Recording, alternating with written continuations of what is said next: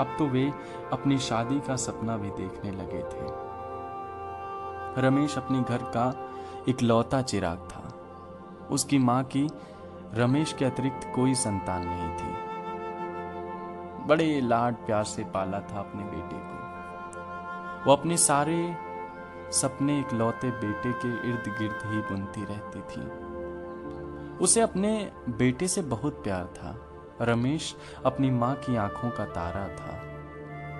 वो भी अपनी माँ से उतना ही प्यार करता था जितना उसकी माँ उससे करती थी। पिता का साया रमेश के सिर से बचपन में ही उठ गया था। माँ किसी तरह सिलाई करके अपनी जिंदगी गुजर बसर कर रही थी। उन सिलाई के पैसों से ही वो अपने बेटे की परवरिश कर रही थी। एक दिन रमेश की माँ खाना बना रही थी। रमेश माँ के पास ही बैठ गया। वो माँ से कुछ कहना चाहता था, किंतु झिझकवश कुछ कह नहीं पा रहा था। माँ ने उसकी मनोदशा भांप ली और उससे बोली, क्या बात है बेटा, कुछ कुछ कहना चाहते हो? हाँ माँ, उसने दृढ़ निश्चय करते हुए कहा, मैं आपसे कुछ कहना चाहता हूं। कहना ही नहीं बल्कि आपसे इजाजत चाहता हूं। कैसी इजाजत बेटा? मां ने उसके सिर पर हाथ फेरते हुए कहा, तुझे मुझसे अपनी बात कहने में इतनी हिचकिचाहट क्यों हो रही है? मां, बात ही कुछ ऐसी है। मां ने उसके सिर पर प्यार से हल्की सी चपत लगाते हुए कहा, बोल बेटा, बोल, क्या बात है? रमेश ने सकुचाते हुए माँ से कहा, माँ, मैं शादी करना चाहता हूँ। क्या? माँ ये सुनकर अवाक सी रह गई। बोली, ये क्या कह रहे हो? शादी करना चाहते हो? पर किससे? फिर उसने समझाते हुए कहा, बेटा, अभी तुम्हारी उम्र ही क्या है? तुम जानते हो मैं तुम्हें कितनी मुश्किल से पढ़ा रही हूं। पहले पढ़ाई पूरी कर लो, कुछ कमाने लगो, तब शादी के बारे में सोचना। पर रमेश तो माँ की बातें सुन ही नहीं रहा था। वो अपनी ही रौ में बोलता चला गया, माँ, मैं रुक्मणी नाम माँ रुक्मणी नाम है उसका। वो मेरे क्लास में पढ़ती थी। मैं उससे बहुत प्यार करता हूँ। वो दिल की बहुत अच्छी है। मैं उसके बगैर ना जी सकूंगा माँ। माँ ये सुनकर आश्चर्यचकित रह गई। वो तो अपने लाडले को बिल्कुल नन्हा मुन्ना समझती थी, परंतु उसे अब एहसास हुआ कि उसका बच्चा बच्चा नहीं रहा, बल्कि जवान हो गया है। उसे समझ में नहीं आ रहा था कि वो अपने बेटे को क्या उत्तर दे, पर फिर भी उसने अपना दिल मजबूत करके बेटे से कहा, ये क्या कह रहे हो बेटा? अच्छी तरह से सोच समझकर फैसला करो। जिंदगी के फैसले इतनी आसानी से एक ही झटके में नहीं लिए जाते। तुम्हारा समय अपना कैरियर बनाने का है। शादी तो हो ही जाएगी। पर रमेश पर तो प्यार का भूत सवार था। उसने माँ से कहा, माँ, मैं कमाऊंगा तभी शादी करूंगा। आपको शिकायत का मौका कभी ना दूंगा। माँ निरुत्तर हो गई। माँ के पास कोई उत्तर नहीं था। उसने कहा, चलो ठीक है, पहले कमाई करो फिर शादी कर लेना। माँ ने बात टालने के लिहाज से कहा। इधर रुक्मणी भी कुछ कम परेशान नहीं थी। उसे समझ नहीं आ रहा था कि वो अपने दिल की बात माँ से कैसे कहे। वो बहुत सोच विचार करती, पर माँ से कुछ ना कह पाती। एक दिन रमेश ने रुक्मणी से कहा, रुक्मणी, मैंने अपनी माँ को मना लिया है। माँ को हम दोनों के रिश्ते से कोई एतराज नहीं है। बस तुम्हें अपने माँ बापू को मनाना है। पर रुक्मणी की समझ में नहीं आ रहा था कि वो माँ को कैसे अपने प्यार की बात बताए। उसने रमेश से कहा, थोड़ा इंतजार करो, मैं समय आने पर माँ से बात करूंगी। इंटर की परीक्षाएं समाप्त हो चुकी थीं। रमेश तो बस रुक्मणी से विवाह का जुनून सवार कर बैठा था। उसने इंटर के बाद पढ़ाई छोड़ दी और एक फैक्ट्री में काम करना शुरू कर दिया। उधर रुक्मणी माँ से अपने प्यार की बात ना कह पाने के कारण अंदर से काफी परेशान थी। बीए में दाखिला ले लिया था। अब रमेश से उसकी मुलाकात कम ही हो पाती थी। रमेश के बिना वो अपने आप को अधूरा महसूस कर रही थी। वो हमेशा यही सोचती रहती कि कब वो दिन आएगा जब वो रमेश की दुल्हन बनकर उसके घर जाएगी। कब उसके खूबसूरत सपने हकीकत का रूप लेंगे। एक दिन उसने हिम्मत करके वो सब कुछ अपने प्यार, अपने अरमान, अपनी भावनाओं एवं खुली आंखों से देखे गए अपने सपनों के बारे में माँ को बता दिया। यहाँ तक कि रमेश की छोटी छोटी बातें भी उसने माँ को बता दी।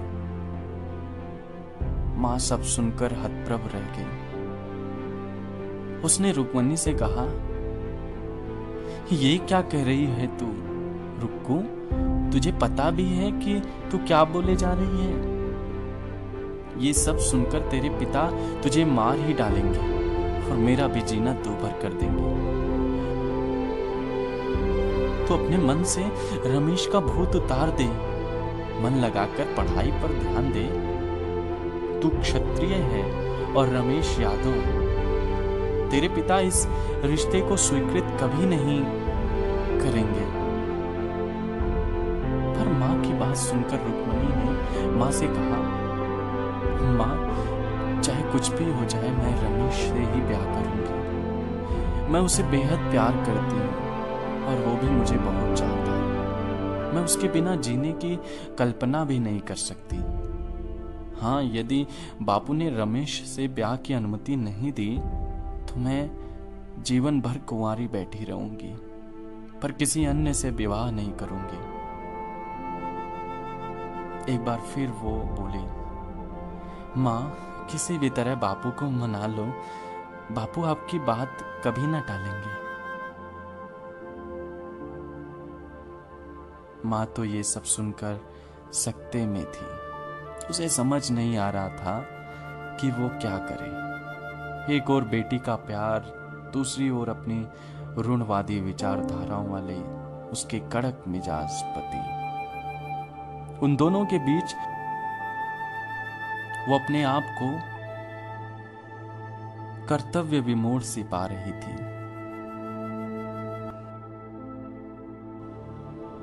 रुक्मणी रमेश के मोह पाश में कुछ इस तरह जकड़ गई कि रमेश के सिवा उसे कुछ ध्यान ही ना रहता। रमेश के बिना जीवन जीने की कल्पना मात्र से वो बेचैन हो जाती। अब तो उसका मन पढ़ाई से भी उचट गया था। वो हमेशा अनमनी सी रहती और हमेशा रमेश के ही ख्यालों में खोई रहती। माँ से उसकी हालत देखी ना गई। एक दिन हिम्मत करके उन्होंने रुक्मणी के बापू से कहा, सुनो जी, मैं तुमसे रुक्मणी के विषय में कुछ कहना चाहती हूँ। अखबार पढ़ रहे पिता ने नजरें ऊपर उठाई और बोले, हाँ कहो, क्या कहना है?